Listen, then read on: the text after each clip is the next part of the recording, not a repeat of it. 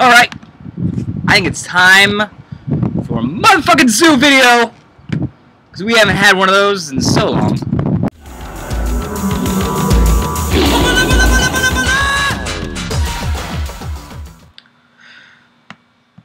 Alright, so let's do a zoo list update. For those of you who don't follow me on MTG Salvation, it's fine if you guys aren't into writing on forums. My list has changed a little bit since the last time. Not the primary list, but the secondary part of the list, aka the sideboard. I am under the big belief that when you make a deck, you should not be making 60 cards and then attaching 15 to cover its weaknesses. You should be making a 75-card deck, and part of the construction of the said 75 is, in fact, the sideboard. So while the deck hasn't really changed much, in fact, there's only 2 things in the deck, and maybe 3 things in the deck that have changed since the last time I've talked about my deck online on these YouTube videos. The only changes are in the creature base and 1 land. Other than that, the entire sideboard is completely different. I found that the main deck was pretty strong, and I don't want to go away from it. Real quick, going over it, it's 2 Oreo Kings, King Oreos, 4 Gore Clan Rampager, 4 Goblin Guide, 4 Curdape, 2 Kusale, 4 Tarmogoyf, 4 Wild Noctowl, 4 Boros Charm, 4 Lightning Helix, 4 Lightning Bolt, 4 Path to Exile, bunch of lands including 2 Horizon Canopies, and a bunch of fetches, bunch of shocks, bunch of basics. Quickly talking about what I switched in the land base, it is simple. I'm not using, I haven't been using Knight of the Rookery, so there's no reason for me to have a Keswick Wolf run, so I've replaced it with 2 Horizon Canopy, which is pretty good. And the other thing that I've done is I take 1 Temple Garden out and added 1 Sacred Foundry, because I'm more red and white heavy than green heavy at this point. 2 Oreo Kings is a little bit weird. I don't know if it's better than Woolly Thoktar right now, but it is better with my new sideboard. That's something to keep in mind. That's one of the reasons I did it. Now, Oreo King can recover your board position, is really good against tempo, really good against control, pretty alright against mid-range. I'll be honest with you, Woolly Thoktar is, in fact, better against mid-range than Brismaz, King of Oreos. And so switching him was a little weird, but my sideboard's a lot different now. AKA my sideboard has less stuff against mid-range, less stuff against control, and less stuff against tempo. So Brismaz is better, especially since it can recover my board position after a wipe. And even though I've got Boros Charm's main, I don't have anything in my sideboard to do that, like Ranger of Eos, so it's fine to have it main deck there. That's the big change. The other one is Kusale Pride Mage. For a little bit, I switched Kusale Pride Mage to Voice of Resurgence. Incorrect. Resurgence of Affinity and Twin. That was dumb on my part. Kusale Pride Mage, the best hate bear in the modern meta right now. Use them. Without any further ado, let's quickly talk about the sideboard so we can get on to playing some matches today. Alright, we got 3 Grafdigger's Cage. Why 3? Because I don't like Pod. Really, I don't like Pod. And again, if you want to look at any of my thought processes to why this sideboard is here, you can look on MTG Salvation's Zoo thread. I have a giant listed thing about my thought processes. If you guys don't know to shorthand, what I do is I list all the most popular decks in the modern meta right now. I talk about, if I put a plus sign next to it, means I've got a good matchup against it main anyways, just normally. If it's a negative, it means I've got a bad matchup against it. I also list out how many main deck threats I have against those. So for example, as Splinter Twin, I've got Paths, Rampager, and Pride Mage's main to help me out here. Whereas Control, I've got like 18 different one-drops. I've got Boros Charm main and King Oreo to help me out. So as you can see, I've got a better matchup against Control. And then I look at what I don't have a good matchup at, and I try to adjust it as such. Now, one thing to note with this sideboard is that it is more skill-oriented. I can't stress this enough. My old sideboard was set up in a way that made my good matchups even better. Like took my 75% matchups and made them like 95% in my favor. Not anymore. If they're in my favor, I just generally am leaving it at that. Like, so for example, all of Tempo, Delver decks. I do nothing in here, with the exception of maybe 2 cards, that's good against Delver decks. Because my matchup is already about 75% about Delver. Even when they sideboard in, I'm still about 75% favored. No reason to have anything for it. Like Fae, no fallouts, because I am so favored against it, there's no reason for me to devote any slots whatsoever to that matchup. As such, what it does is it does take my worser matchups, things that could be even downwards to 30% out of my favor. So like, I might be 30-70, you know, for them. I've made it so that it's more 50-50, maybe even 60-50. I managed to take my worser matchups, like Pod, and make it at least 60-75%, or 60-70% in my favor after sideboard. And it means that things like Affinity, which I could have made into big, are just generally about 70% in my favor now. And I'm relying on my skill to get me through. So you're going to need some more practice with the sideboard if you want. And I'm going to spell everything out for you, the reasonings why everything's in here. So that way you can take this deck, shuffle it up, try to remember it, write it down if you can't. And it will give you a clear idea as to what to sideboard in and what to sideboard out. Grafdigger's Cage. Pod. Straight up. I am choosing purposefully not to use Rest in Peace, although I could be using Rest in Peace. My deck is very graveyard hate resistant with Oreo King, that I could do Rest in Peace, but Grafdigger's Cage is better currently because of the Pod matchup. You might run into the Living End, and if your meta has Living End, by all means, you should be prepped for that, and you should have Rest in Peace. Me, I've ran to Living End maybe once out of every maybe 60-70 games. So Grafdigger's Cage is better because I run to Pod once out of every 10 or 15 games. So it's more important for me to have Grafdigger's Cage. It still hits pretty much everything else that I need to graveyard-wise. It doesn't shrink down Goist, but I don't really care because I got a secondary plan against mid-range anyways, as you'll see in a second. So Pod. It's there for Pod, but it can be graveyard hate against anything that isn't Living End and isn't Junt. If you look at the Hushwing Grift, which is the new one coming out, you should be using it. Why? Torpor Orb was a waste of mana. It really was. You never wanted to cast Torpor Orb at turn 2 anyways, because it was stopping you from being able to cast a creature to put down some threats, being able to rampage or over things. It stopped you from being able to Tarmogoyf. It stopped you from being able to do any removal. It stopped you from even doing a mix of removal and Wild Noctowl. It's just a bad call. Turn 2 is one of the most important parts of Modern. If Legacy is a turn 1, or not turn 1 format, is Legacy's average spell is cost 1. Modern's average spell costs 2. Our most explosive cards are the 2 converted mana cost things. You don't want to skip it. That's why, even if I had Torpor Orb, I always casted it on turn 3. That was just the way it went. Hushwing Grift actually gets casted on turn 3 fine, just as well. It's a creature, which means it can beat down, and it does allow us to have a better take-in, take-out. I would take out, for Hushwing, I would take out, in most cases, Oreo King. It costs 3 mana anyways, so it's not like it's a big switch at all. It still keeps you on curve.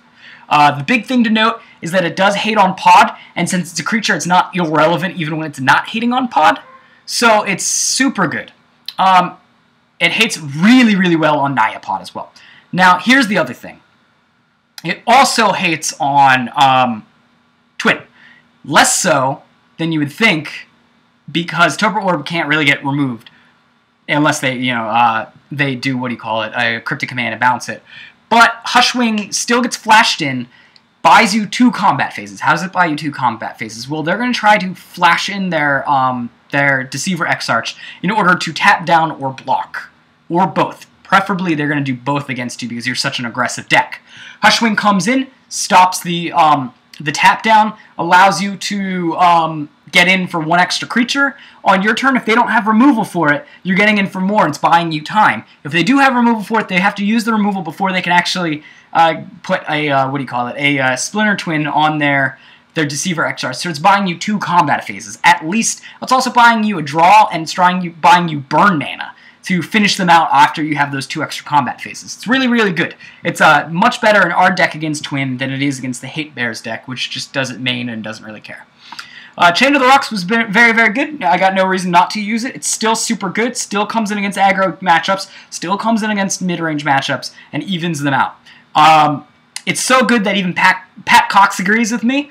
and he had 2 sideboard. If you guys follow my videos, you know I've been a big fan of Chained to the Rocks forever since it's been out, and I've been using it as Path to Exile 5 and 6. Pat Cox recently revealed his new sideboard is what he would want to do with his Tribal Flames, and there was 2 Chained to Rocks in it, so I thought it was funny that I managed to... I got that one right. Choke. What is Choke there for? Choke is good because it's against Twin. It's more Twin hate. That's its main primary function. The reason why I choose this over Combust or something else is Combust helps me against tempo decks, which I don't really care about, and this can be sided against tempo decks anyways, like Delver. But more importantly, it can be sided in against things like Merfolk. It can be sided in against things like Control. These are like the only Control sideboard cards I bring in, because we've already got such a good Control matchup anyway, so it doesn't really matter. But it's stupidly good against Twin. If you don't believe it, you have to try it, and you'll find out it's stupid good against Twin. Leyline Sanctity is a little bit weird here. Now, I had enough stuff going on that I could fight against. Well, let's put it this way: the matchups that I still were not swinging in my favor was Jund, Scapeshift, and Tron. Those were the ones that I needed, and a little bit of Affinity. Affinity was about 50-50, but I needed to bring it more in my favor. So I figured, how can I make... And Burn as well, excuse me, Burn. So how can I make some of this stuff more in my favor? So the last 3 slots here, the last 2 Leyline Sanctity, 2 Stony Silence, 2 Active Aggression, is basically a split so I can do splash damage against all of them. Leyline Sanctity is great against Burn. In fact, you can mull for it and beat Burn. Keep that in mind. You can mull down to 4, and as long as you have like a Lightning Bolt in hand and a land in hand, you can stop their Goblin Guide attack, and you will still win the game because they can only throw their Burn against your creatures, but you'll have more creatures than they do have Burn. They'll stumble up on it, and you'll win the game. It's also good against Scapeshift. You play it game 2 against Scapeshift, they are not prepared for it at all. It forces them to lose the game. If you have a game 3, you can just be aggressive. You don't even need the Leyline of Sanctity. They will play around Leyline of Sanctity, and they will take mediocre hands against your aggression just to play around the Leyline of Sanctity. So it's actually really good here. Not to mention, if you get Leyline of Sanctity, this happens to be one of the few decks that can actually cast it on turn 4, if you have the mana for it, which you should.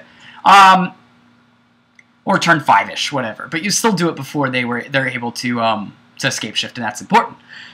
Now, Stony Silence is there because, well, I've already got 2 Qasali Pride Mages in the main. Don't need any more hate against enchantments. I have enough Storm hate already with things like Grafdigger's Cage. And Leyline Sanctity that I just don't need it. So this helps me ensure the Affinity matchup because it's a blowout against Affinity. You lay it at any point in time and it pretty much kills Affinity. The thing to note is that it's only 2 slots, so it's not super great. I would love to have like an Ancient Grudge in there as well, but I gotta do what I gotta do, at least until Pod is a little bit less out of the format, and that's what my primary concern is against. So Stony Silence is great, and it's also really good against Trons, both Trons, blue and red-green. Now, bear in mind that it's great against blue, you can play it whenever, but red-green I'd only sideboard it in if you are on the play. I would not sideboard it in if you were on the draw. You get less of a chance to hit map that ways. Active Aggression is kind of a fun card, and it seals the deal for me for the sideboard. Active Aggression, you can play it against any mid-range deck. Steal their creature, kill them with it. That's basically how it's going to work. Or you can steal a creature, make them block with it, and untap till that turn. So you can go ahead and steal, like if they're attacking with 2 Tarmogoyfs, steal a Tarmogoyf, make it block.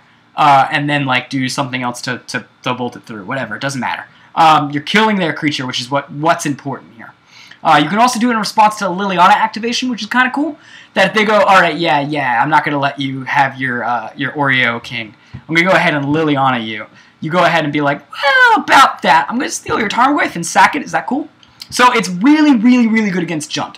It actually is great against Jund. Not to mention, it's not useless against the Twin decks, or it's the Affinity, not the Affinity, sorry, it's brain farting here.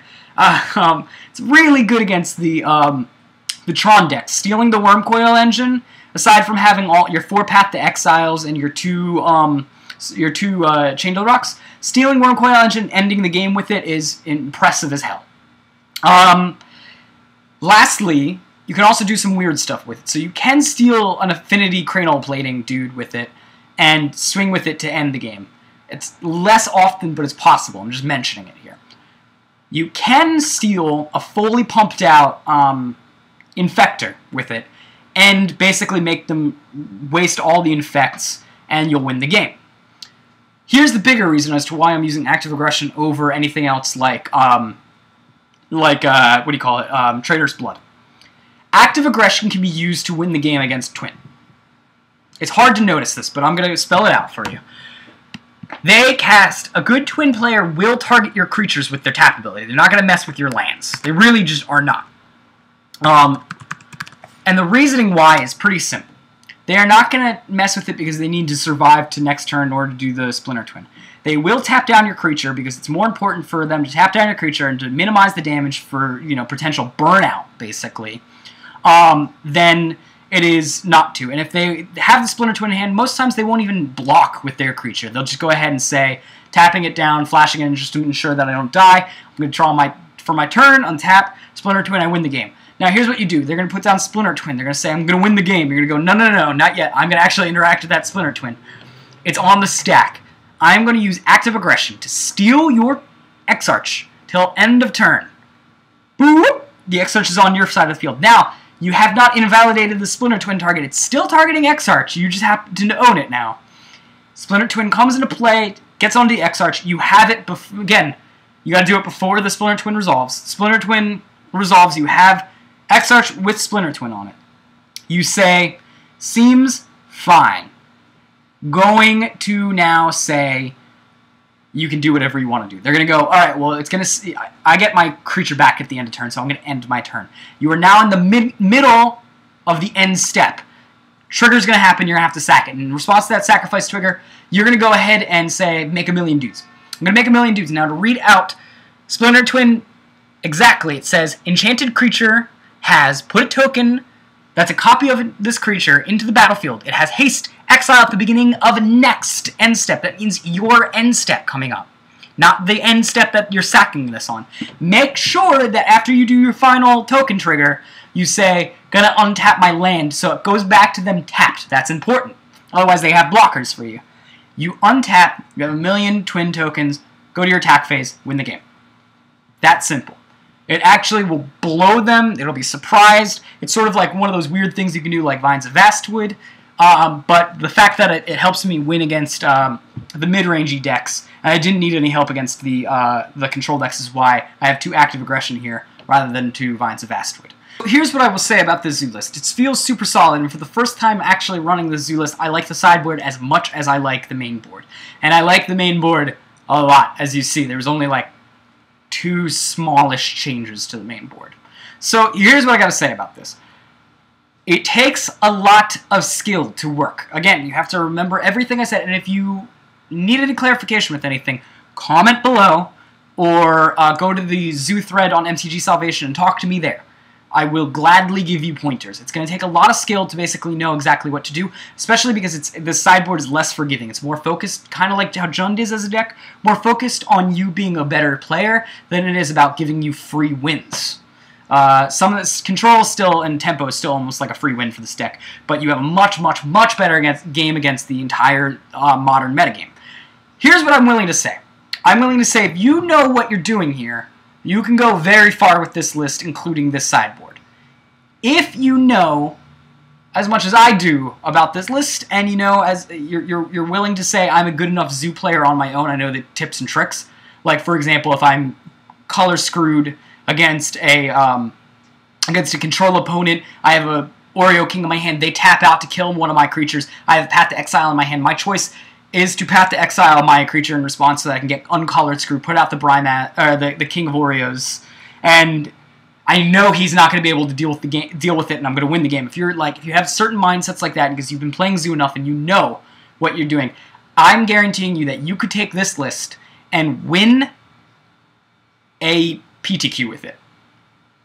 I honestly think if I had this list in front of me, and I am going to PTQs later, if I win a PTQ and I go to the Pro Tour, I'm sure that I can top 36 with this list right now. And that's not to say the modern metagame is not going to change on you, but I'm going to say that this list is so tight right now that I honestly think this is the best kind of zoo and the best kind of aggro you can do in modern right now. That's what I'm going to say about this deck. Take from it as you will.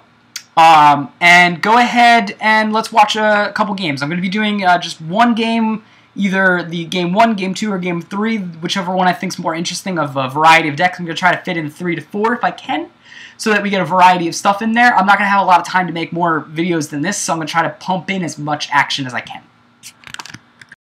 I seem to be playing against Batman. You better not be playing Storm. Yeah, I'll keep this hand. It looks pretty funny, with a Wild Noctail into Double Goblin Guide, and he's mulled to 5. I think we're going to win. I'm not sure we're going to win. I think we're going to win. Sans turn 1, turn 2, Chalice of the Void. I am under the belief that we will win.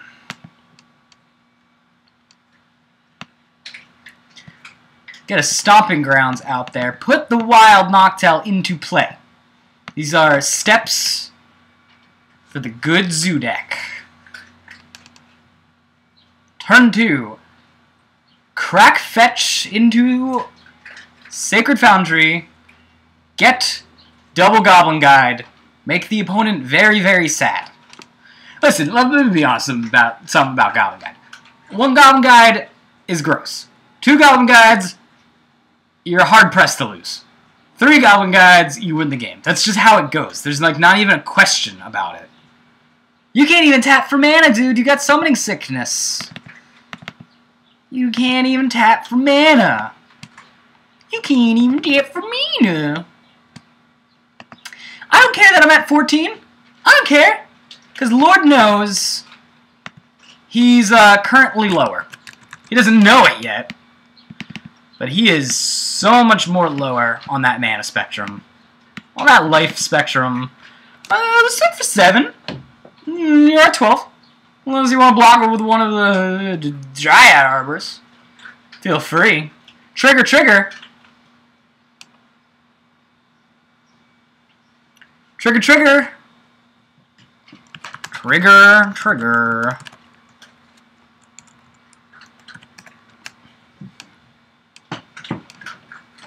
I'm not sure if I actually have to say, he's playing my Elemental Kiln Fiend deck. That's funny. That's funny as hell. Oh, now I feel bad about winning. Now I feel bad about winning. Well, technically, I guess I could still lose. Yeah, he's definitely playing my deck. That's funny as hell. Yep. I wonder if he knows that I made this. Do you know that I made Elemental Shotgun?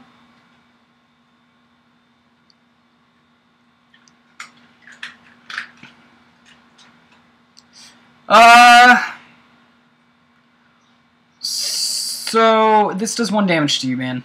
Oh, you did do it. Good. Do I have enough to just kill you, is the question. If you don't block, you take 7 more, dropping you down to a lovely amount. What amount does that drop you down to? That drops you down to 5. Then I can Boros Charm you to 1, and you can't use your mana. That means I win. It's probably the better play. I'll let you block, though. If you block with the Dryad Arbor, I'll Rampage over it. If you don't block, then I'll Boros Charm you. If you block with the Kiln Fiend, not the Dryad Arbor, I will kill your Dryad Arbor.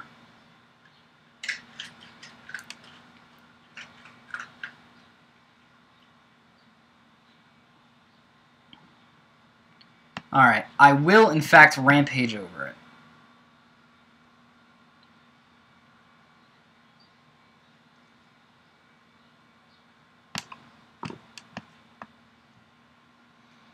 And drop you down to, I believe, drops you down to 8.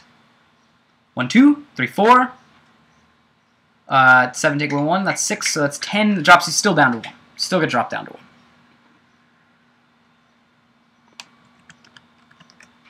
Which means you are not going to be able to cast your Phyrexian mana spells. I know this because I'm the one who built the deck that you're using, buddy boy. Buddy boy. I wonder if that like goes around at all. I mean, you lose. I already know that you lost. I've played that deck extensively enough to know. That's kind of funny though. I feel really, really happy to play one of those guys. That's funny. Das is funny. Yep. In our second. Crack this. We'll be greedy. We're always greedy on game one. We can be less greedy next game. It's sort of how I feel about it.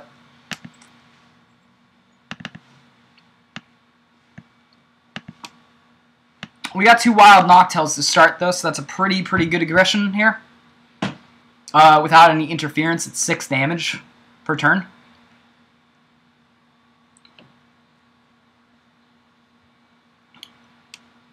We got ourselves a relatively good... Alright, so we're playing Scape Shift. The same guy I played last time, did I?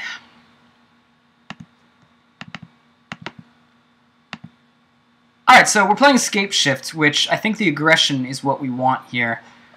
This will go to the graveyard. So I'm wondering if Wild Noctill's better, or if I want to do Bramaz. I think Wild Noctill's probably better than... Well, no, I meant Tarmogoyf. I think probably Tarmogoyf is better, to be honest with you. I've already sort of set myself on this aggressive path.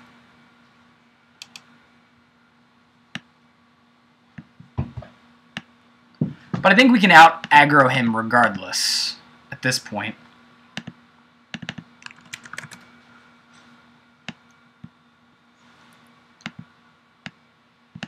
I should be able to, at any rate.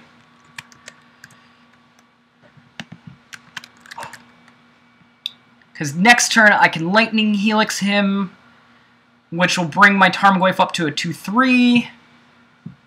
And then on the next turn... Let's see. Yeah, I think that's the better path, and then I can use Wild Noctill anyways. So I'm doing 1 damage less for basically a bonus of an extra damage on turn 4. Oh, I meant to do that. There we go. Plus, he's going to play something Sorcery Speed probably, or he's going to play himself a blocker in the form of, what's-his-face? In the form of what's-his-face? Sakura Tri-Builder.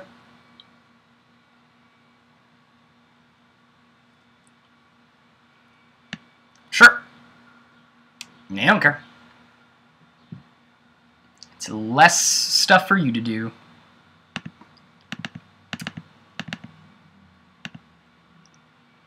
Alright, at this point, rather than just do some stuff, it's better for me just to go ahead and put Bramaz out there and attack for 3 more.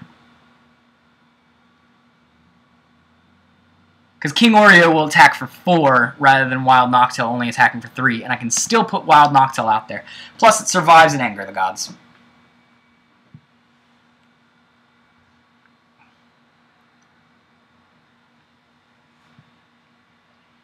I'm not heartbroken about that Tarmogoyf dying. I mean, regardless, it was going to be a certain amount of dudes dying anyways.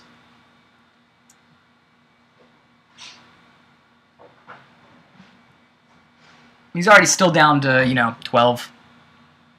So there's that. So unless he's got Bolt Bolt, or is it Charm Bolt? Sure, Sakura Tri-Builder's there.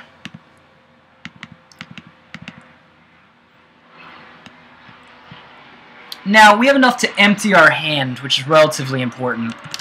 Let's put out an Oreo.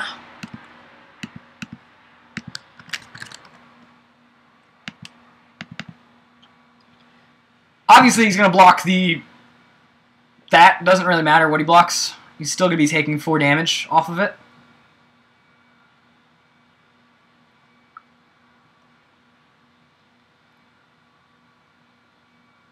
So he takes 4 damage off of it, which is still good. And unless he scape shifts next turn, which I don't think he can do. 1, 2, 3, 4, 5. Yeah, he can't scape shift next turn. He's basically dead. I'm going to hold the Wild Noctil. No reason for me to rush that guy out there. Especially when I can just bolt him to death and then kill him off the Bramaz, even if he kills my Wild Noctil. And my other Oreo.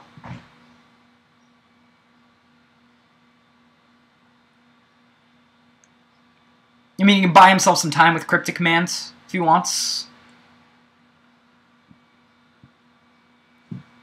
He misses his land drop. That's actually relatively important. I'm going to go ahead and bolt this right now before Cryptic Command can do anything.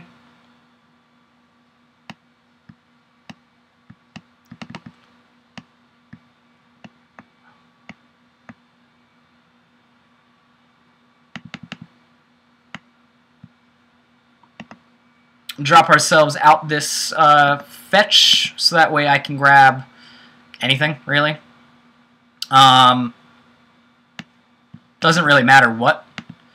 Like I said, he's dead regardless, so there's no reason for me to play the Wild Noctil. See if you got any tap down my team effects. He does, in fact. What does he want to do? Tap and... what? Modes? Pick your modes. Pick your modes, buddy.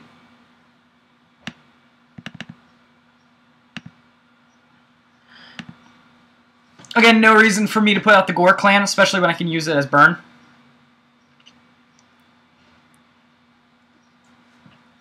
This does still put me one burn spell away from killing him, regardless.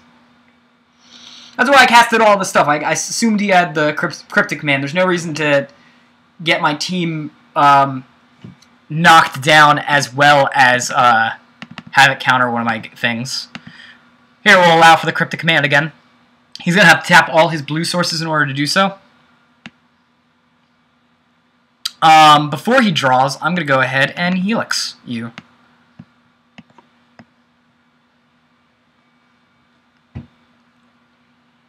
And I believe that's GG. I don't think there's any way out from that one. Yep.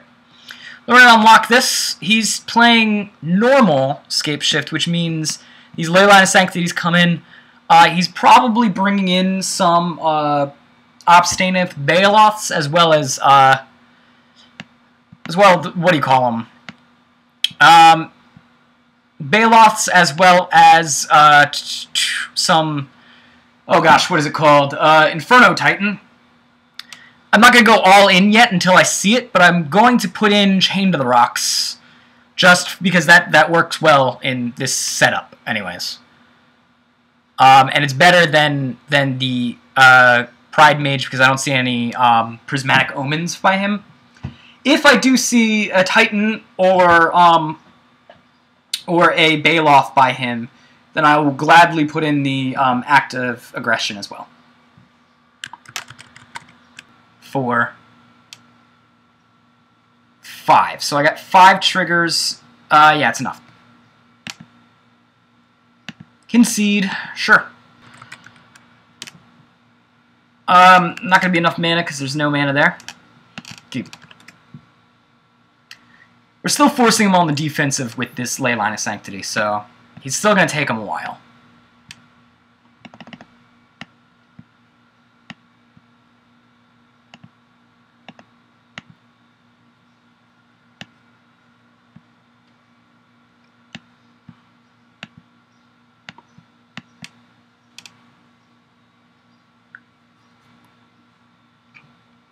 So let's see here.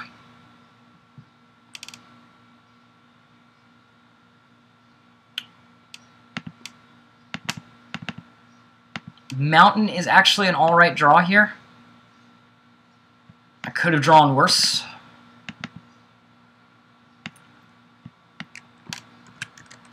He can't just normally kill me, though, if I'm staying above 17.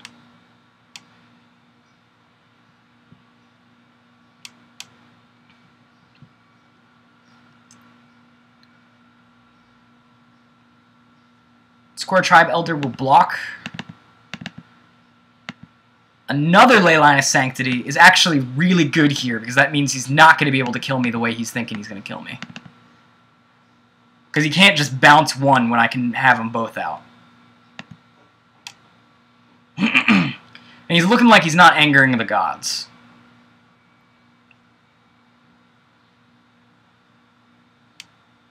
He probably doesn't even have any in his sideboard anymore. So I'm going to play the Horizon Canopy and then cast, after attacks, cast out a another Leyline of Sanctity.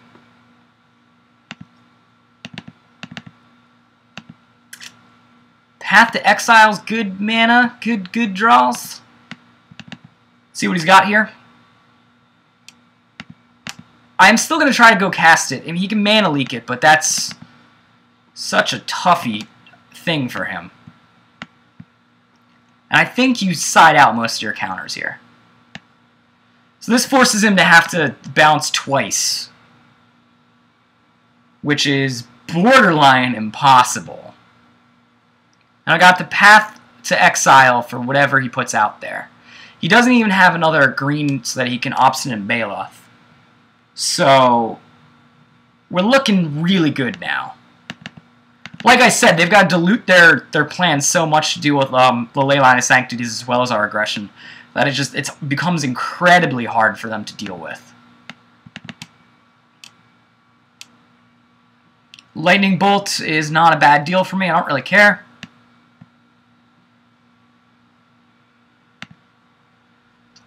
I'm going to go ahead and pop this for Boros Charm, which is great.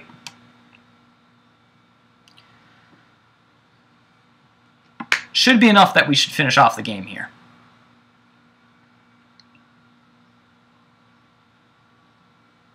So I'm guessing Obstinate Baloth. Well, it's not guaranteed here.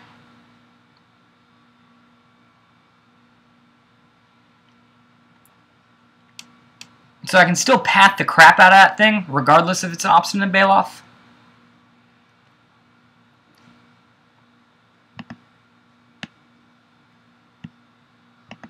Get myself something that's got white in it, probably a Sacred Foundry.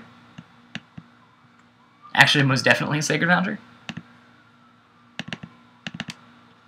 Got another path here, which is amazing. It's not like he can Cryptic Command really either.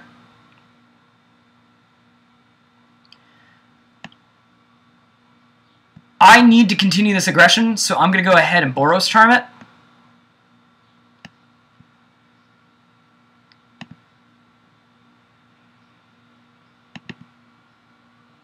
He's going to have to block with the Snapcaster, which is, again, fine by me. I've got 2 paths to buy myself 2 more turns if I need to.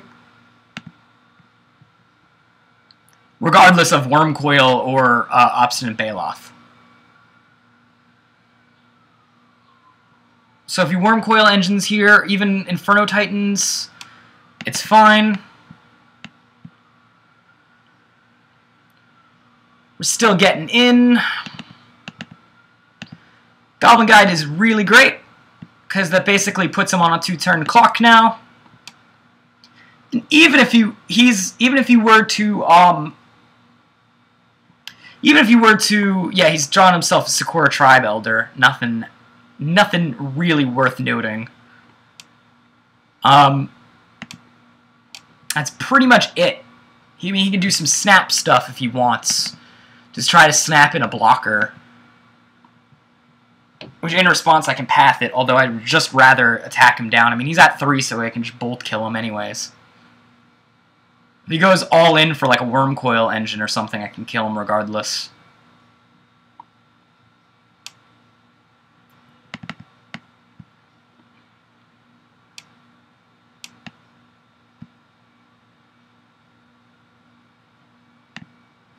So again, we're forcing him back on the heels.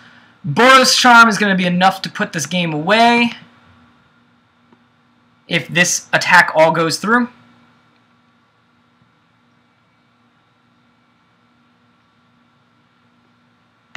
So he's got 5 stuff in hand. I think we might as well just Boros Charm him right here before he can even do anything else. Because he can... Mana Leak is the thing I'm most scared of, but I think they just play Remand. And I don't want to give him the chance to be able to Cryptic it. Dealing 4 damage to you, buddy.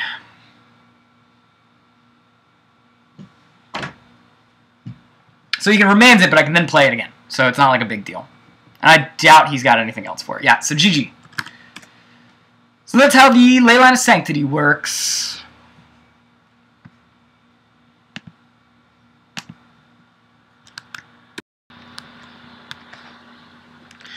This game was brought to you by Lovestain, the grossest username I've seen yet.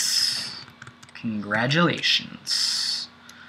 Alright, so we are going to keep this. We got a Curd 8. We got ourselves Tarmogoyf. We got a bunch of removal. We got a Gore Clan Rampager. We got things we can do. Why not? So I'll keep it. I actually think... Do I want to bolt the Noble Hierarch first? Give up a turn of aggression so that way I can have a big Tarmogoyf? I think so.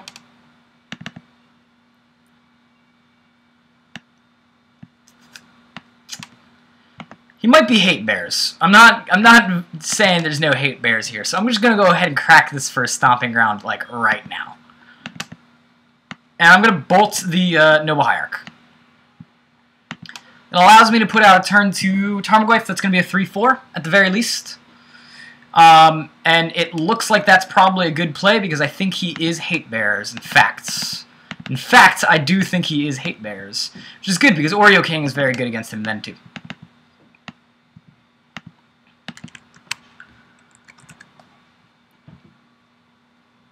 And I can Rampage her over, so there's that.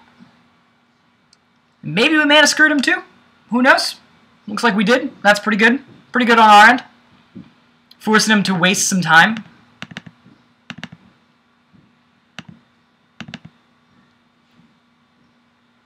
Sure.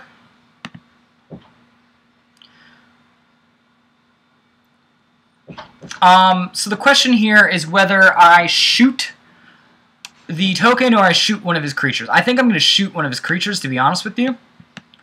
Probably the Noble Hierarch, because I'm 90% sure he is hate bears at this point.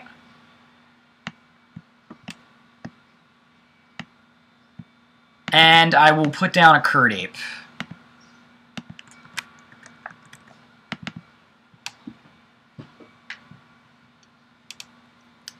Still points it very much towards hate bears. Voice of Resurgence, totally fine. Another Noble Hierarch, sure. He's got a pretty lackluster, if he wants to attack with it, by all means. Or if he wants to block with it, I don't care. Either way, it's gonna die.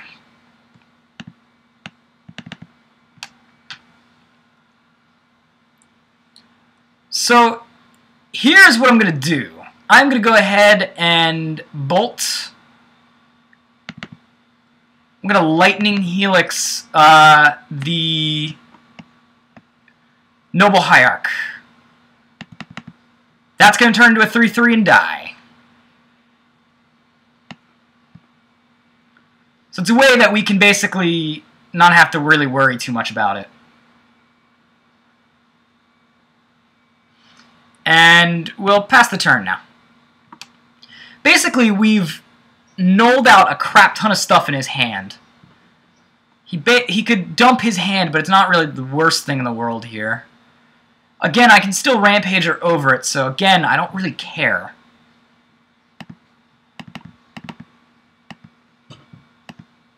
Just swing here and see what he wants to do.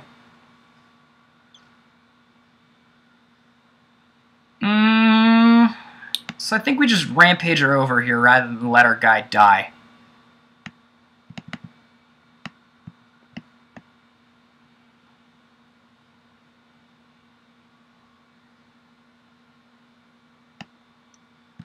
So we're going to trample over 4 plus another 3.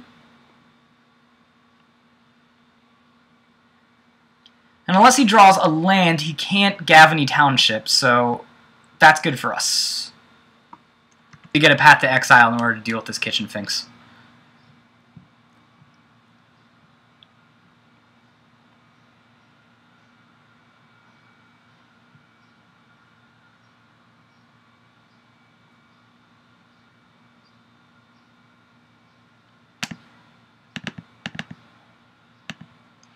Yep, Path to Exile will do it, and I can go ahead and swing into this.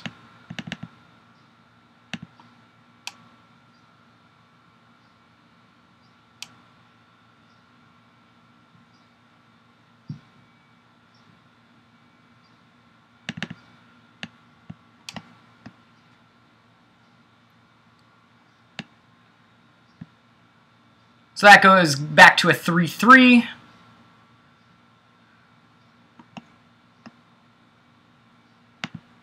And he goes down to a 10. So Path to Exile was a good draw there. I'd rather these guys come out of my hands, but it's fine, I suppose. I can double strike still here in order to kill off the Tarmogoyf. Or kill off the...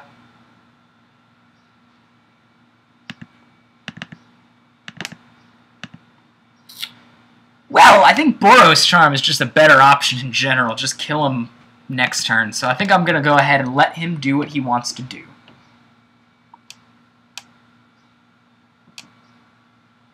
So, sans him getting a Kitchen Finks, I win. Boros Charm your face. Boros Charm your face. We know he's a Hate Bears-esque deck. That's more focused on aggro. What does that mean? I guess that means I can take his token, although it doesn't do too much. Yeah, he's a mid-range deck, so let's take out the active aggressions. He doesn't have any real way to wipe my board out, so I can take out the Boros Charms and be fine here. So I'm going to take out the Hushwing Griffs, I'm going to put them into play. I'm going to take out the Pride Mages, because I don't think there's really anything I need to hit with it. Maybe a wrong play, we'll see. Not a keepable hand. Not a keepable hand. Keep, I guess. Well, not a keepable hand, really. Concede. This is a keepable hand. Keep.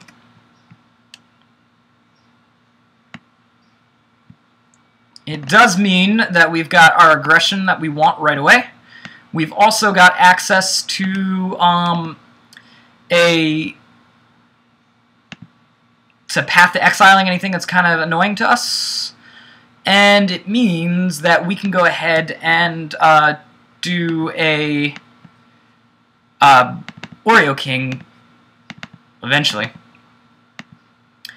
I think, yeah, the correct answer here is to bolt his dude. Rather than not bolt his dude. This stops him from having any sort of gross turn 2 plays that will put a nail in my coffin.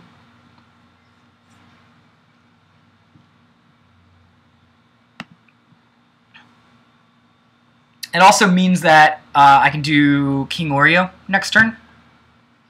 Unless he puts out a Voice of Resurgence. That's fine, actually. I don't really care about Voice.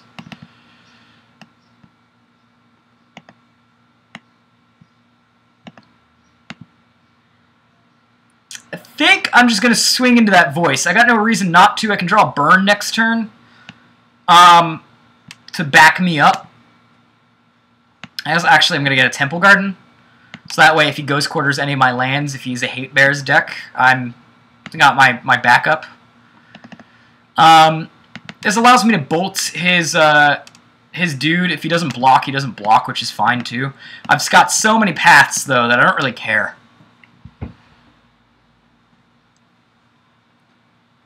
Not only that, I can path and path next turn and hit in for a crap ton. I think that's the actual metric is called the crap ton.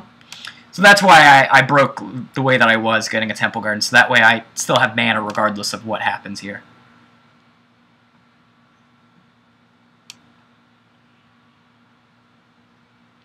Ooh, gross on your part, man.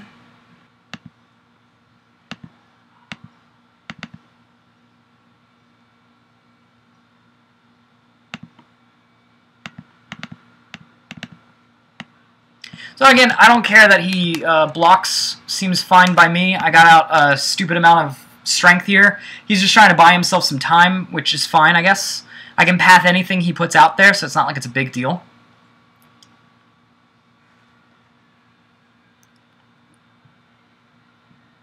If it puts out like a Wilt Leaf Liege, which gives it 2/2, and he becomes a 4/4, I can path it after he attacks.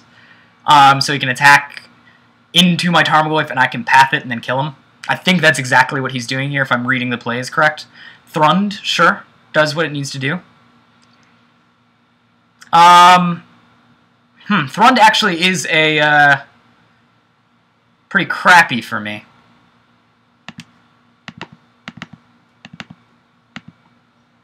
But not the worst in the world. Because I'm basically threatening him with an Alpha Strike regardless. And I can path any of his other dudes.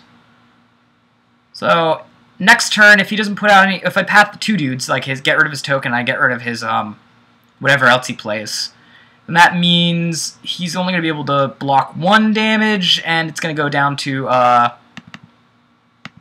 he's going to go down to 3, which is, Bolt mana.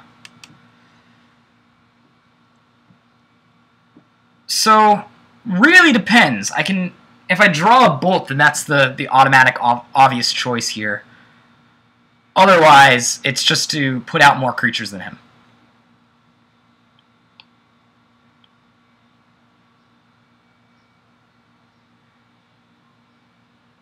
Kitchen Finks? Sure. Gains 2 life.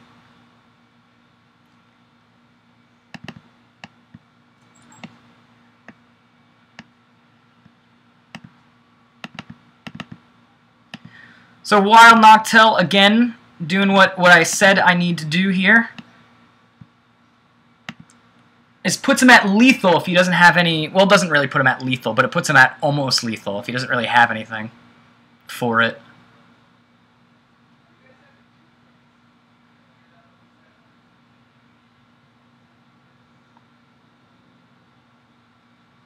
Well, that's gross. Sure. Doesn't really change too much, though, to be honest with you. All the hexproof in the world.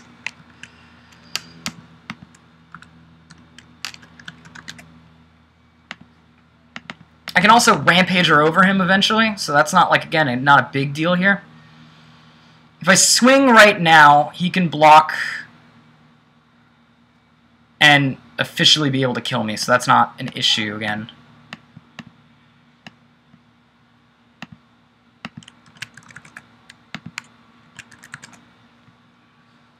So we're sort of in this stall state now. He only has 3 blockers, so he can block, block, block, and I still at least get in for 2. If I get a Rampager, I can get in for more than that. Sort of Feast and Famine is gross as hell. It's got protection from black and protection from green.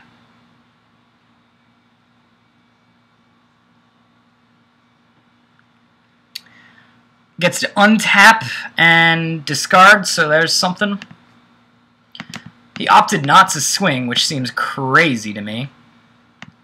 Is this enough to win? I don't think so. It does only 2 damage here.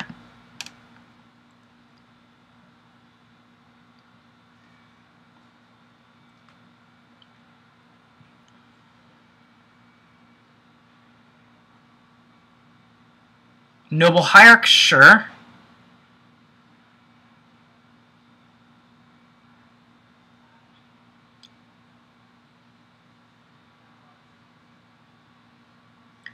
So let's see, we can make him only be able to block with 2. At this point we can get in for 1, 2, 3, 4, 5, 6, 7. So 7 damage is what we can get in for. Not enough. Even if I draw a Bolt, that's not enough. Gore-Clan Rampager might change that math, though. And let's see here. He blocks. Obviously we can Path and Rampager. That's all we can do right now. So if he blocks 4, which I don't think he is, we can get in for a lot. A ton. Let's see, he blocks the biggest ones, which is Noctowl. Well, he blocks Noctowl, blocks Noctowl. Path that. We're in for 1, 2, 3, 4... Plus 4 is 8. So it's still not enough. We'd have to do it on the next turn, so we'd have to use our mana efficiently here by pathing next turn.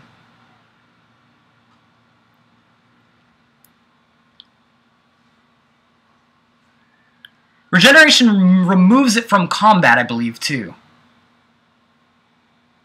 So that if it's removed from combat, it's tapped and removed from combat, that means I can trample over the full amount with the Gore Clan. I forgot that.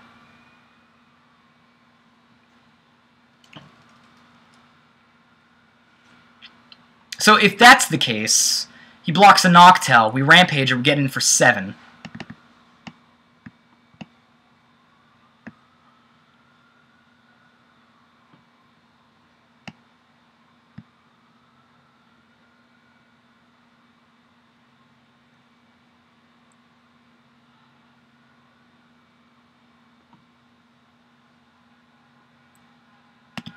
Then we path the little guy.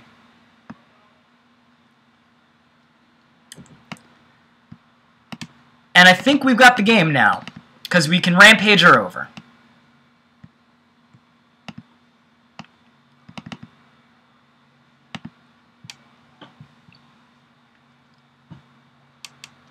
Especially if he regens it. I don't know why he would regen it, but especially if he were to regen it. Okay. Sure. Path to Exile. Okay. That means we're in for 4. And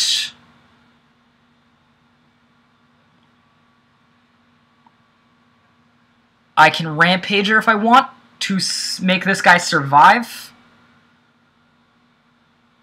And it's still going to get in for an extra couple damage. So 4 plus 4.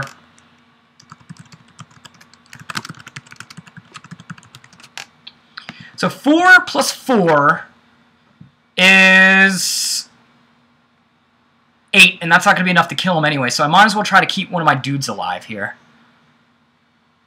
And this forces him on the regen.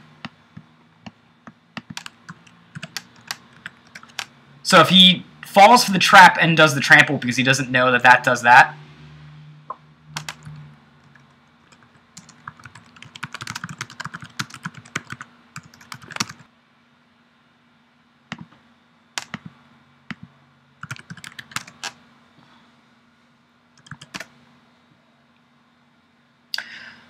good test run of this zoo. Again, the main deck feels awesome. You guys got to see Oreo King really shine today. I didn't get a chance to run out the active aggression, but Leyline at Sanctity has shown how good it is. Chain of the Rocks did some work. I'm trying to think what else. Hushman Grift and all that other stuff didn't come out there, but I guarantee you that these sideboard slots are way worth it. I hope you guys enjoyed the video, and remember, you guys can like the video, subscribe if you want to see more zoo stuff and any more modern in general. And remember to feed the animals, guys.